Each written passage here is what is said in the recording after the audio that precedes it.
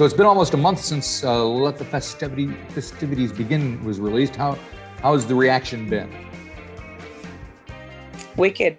Amazing. Yeah. It's been amazing. Yeah, it's kind of been a bit of a blur, hasn't it? Because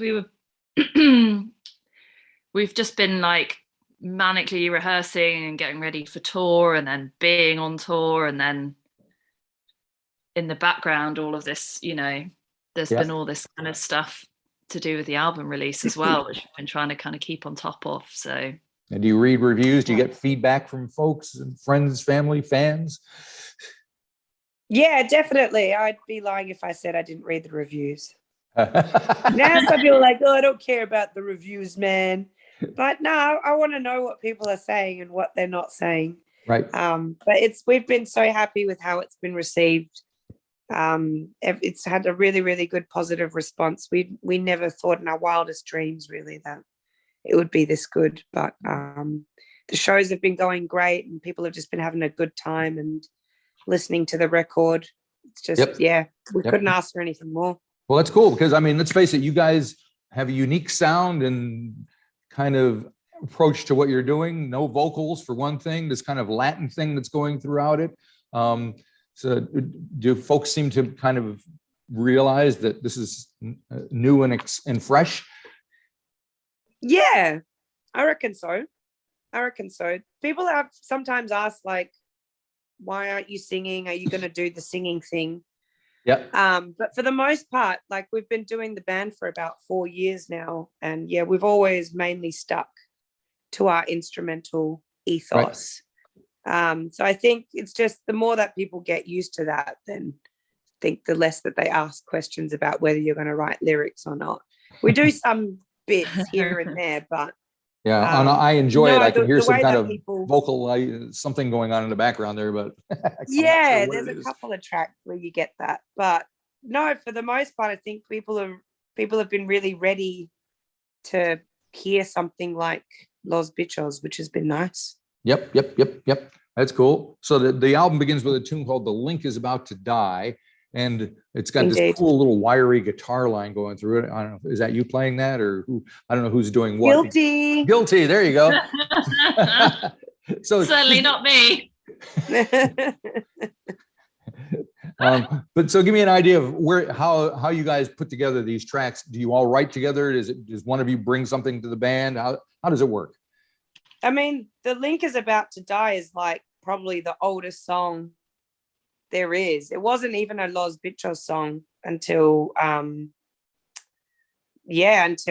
was like, God, I'll give you the background of that. Please do. So that song used to have lyrics that I wrote that song for like another project I did like 8 years ago. Really?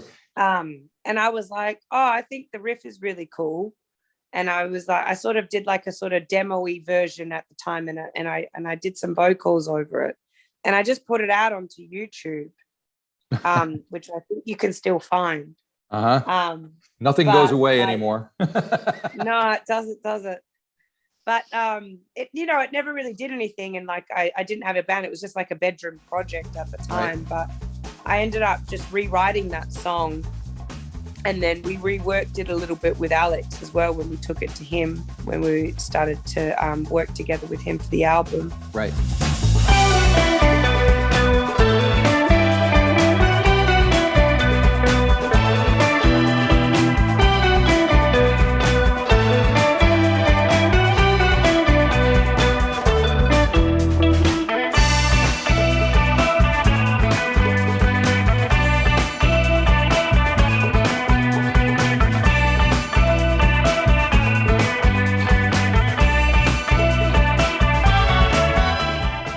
But yeah, most of the songs I'll just start in like demo form. I'll just work on it at my home studio back there. Oh yeah. I've seen so many home studios since these Zoom things. It's just amazing. But it is really incredible what kind of quality you can make just coming out of making stuff up at home. It's great. Insane, especially with like the new Ableton program. It's amazing. But yeah, I mean, all of the songs really though, like even from their demo versions, they're always going to change. So I'll come up with like a sort of idea that I quite like, even if it's like something that someone sent me, if it's like a beat that Nick has sent me, or like a little synth line that Agustina sent me, and I'll just work that into like something that's at least, semi workable and finish, and then we'll start to play that in the rehearsal studio, and we'll get everyone will put their sort of like bits of touches on it, and then we'll just see how that plays out. It can always change though. It's like you'll start from a demo, take it to rehearsal room, and then if a producer gets involved, which he did, yes, they might change again. Yep. And then what you hear from like demo to studio, the evolution's pretty interesting in terms of like production and song structure and guitar lines and stuff. But cool. Yeah, well, take a song it's a long process. Like Las Panteras, what kind of changes went through from beginning to end, especially when you got to the producer part? What did he add to things?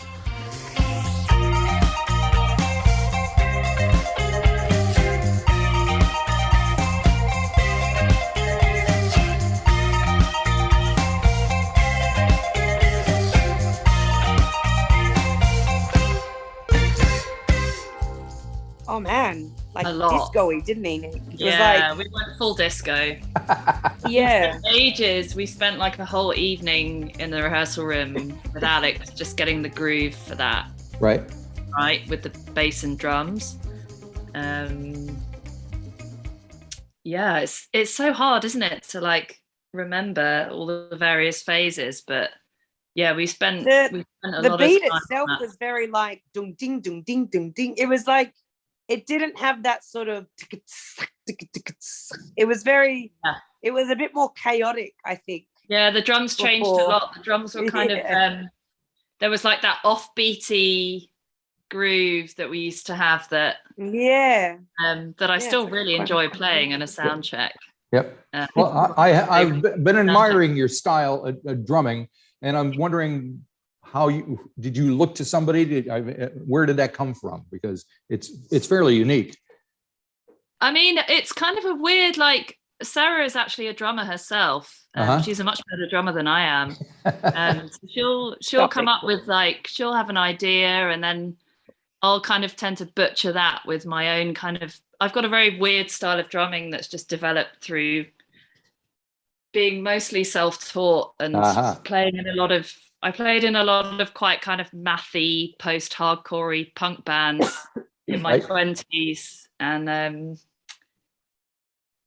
don't know. I think a lot of it comes from like translating those layers of like percussion as well. It's like a lot of the demos and stuff, they don't have a lot of, well, at least the first ones, they didn't have a lot of programmed drums. Like you wouldn't have like a really typical like 1 and 2 and 3 and 4 and thing going on, except for maybe the link is about to die. Except for the link. Was like I remember when I was first put in touch with Sarah to help out with a couple of live shows, and she sent me all the demos, and I was like, and where's the what drum? is she on? What is going on? Because there were so many things, like so much percussion, just layers upon layers, and I was like, God, how do I make this work on drums? Right. And the kit, the kind of idea of the kit setup already had like bongos in place of a rack tom, and it was already like, I knew there was going to be we kind of added bits of percussion to the kit gradually over time. But it was just like me trying to figure out how to put all of this percussion onto a drum kit with my. And you did a great job with that, Quinn. And here we are. And here we are. Well, that leads me to, since this is your first album, I know you guys have been doing this for a little while, but what did bring the bunch of you together? Was it? I mean, we just met in London, really. I've known Josie for about 10 years or so. I met her through, we both went to different music schools when we came to London. And I actually went to music school with one of her best mates. from Norrköping, from like home, like one of her childhood friends. Right. So I played in a band with her friend, and that's how I met Josie. I think maybe in like the early days we'd played like 2 really bad gigs together, but like we'd never really been in a band or anything like that before. But yeah, it's like when me and Agustina we'd been doing the project for quite a while, because I met her at a party, and I'd known her a little bit, like somehow through London, through meeting people, and yeah, she had asked to join the band. She was really keen to play guitar and like just be involved. She was just really excited to do it, bless her. So I obviously said yes to that. But yeah, we were doing that for about a year, with just like a revolving lineup of just our friends. But you know, it was getting to a point where we were getting busier and busier and busier. So we really needed to recruit some permanent members. So yeah, when I heard Josie had left her other punk band that she had been really busy with and touring with, I asked her to, we asked her to join. And she's an amazing bass player, and she's a really amazing person as well. So she's like someone you really want to have in your band. Gotcha. And then yeah, I'd never met Nick before. I didn't know her. I think we probably must have had mutual friends and stuff. Well, actually, yeah, because you lived with Michelle, remember? Yeah. And Zoe. Yeah, we'd had some mutual friends in common, but we'd never met before. So we'd asked around on, like, you know, Facebook or whatever, online, just if anyone knew a drummer. And then yeah, she was the only one I ended up contacting. I just went down the list of people that our friend Tom Parrish had tagged. I was like, yep, that one will do. Let's get her into the rehearsal.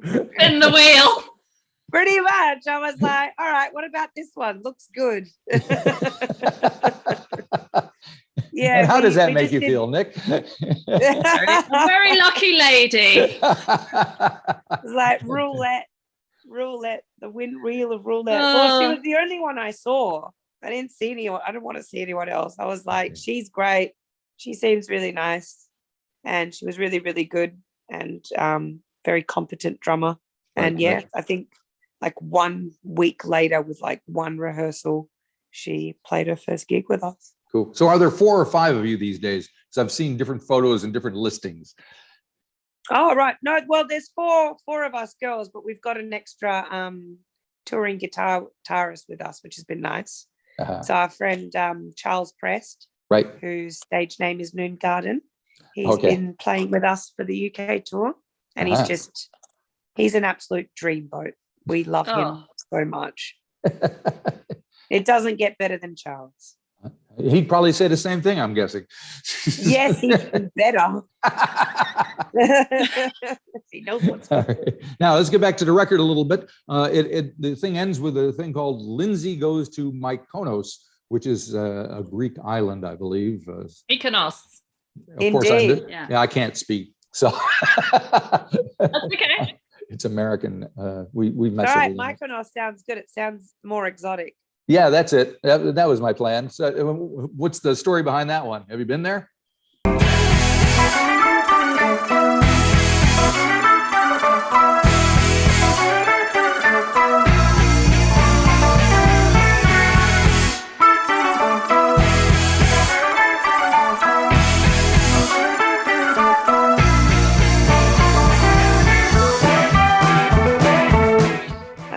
But basically, Lindsay Lohan opened up a beach club there. Right.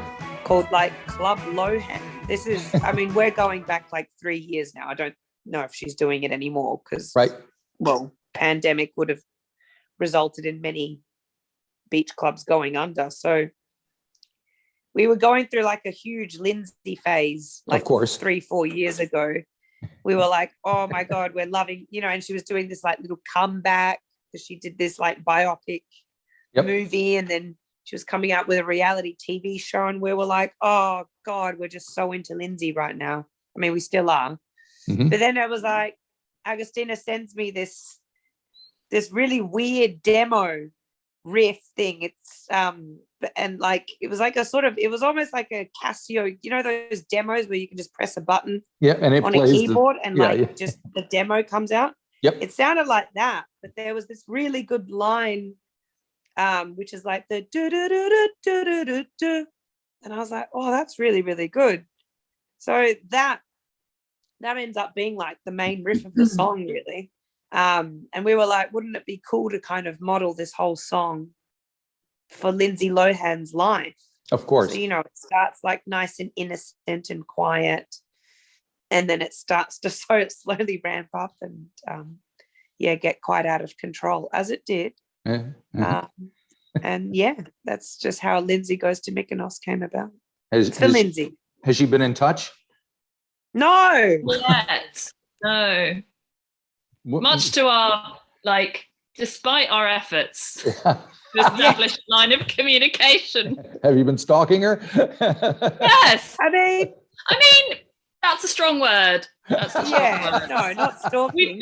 We've been politely approaching her Oh, through official channels. We should just pay her. You know, you can do it. Is it like what's the thing that celebrities go on?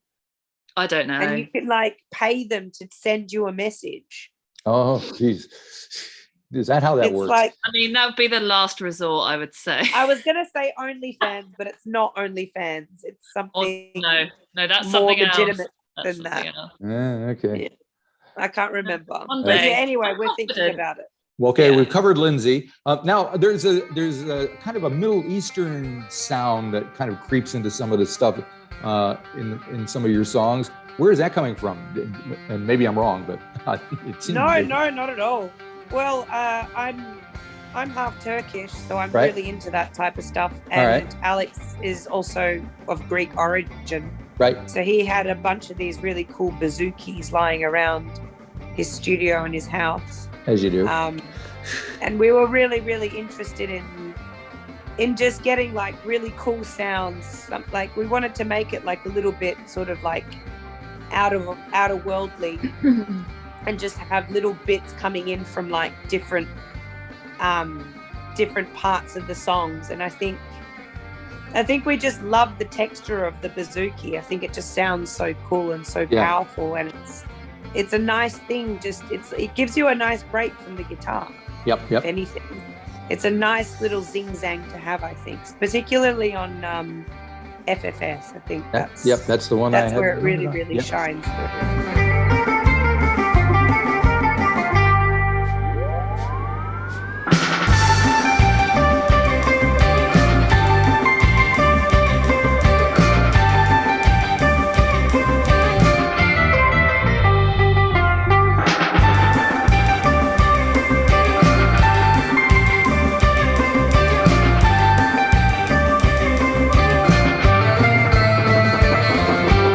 So what did Alex bring to the table when he was working with you guys? What didn't he bring? Oh, where to start? Yeah.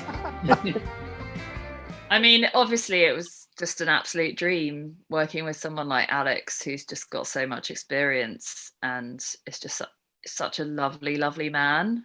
Like, even aside from his musicianship, you know, he's just such a positive character, and he was so kind of nurturing and encouraging with all of us. And you know, it could have felt like quite an intimidating thing to do. You know, it's the first time I'd really recorded in a studio where we'd taken that much time over things. I've been used to just slapping everything down in like a day, right? And like, you know, barely mixing it and then just putting it on a cassette. But I don't know, it just felt like it was such a learning curve for me anyway. And just, I don't know, it was such a loving, kind of friendly time, and we'll always look back on it in that way, I think. Cool.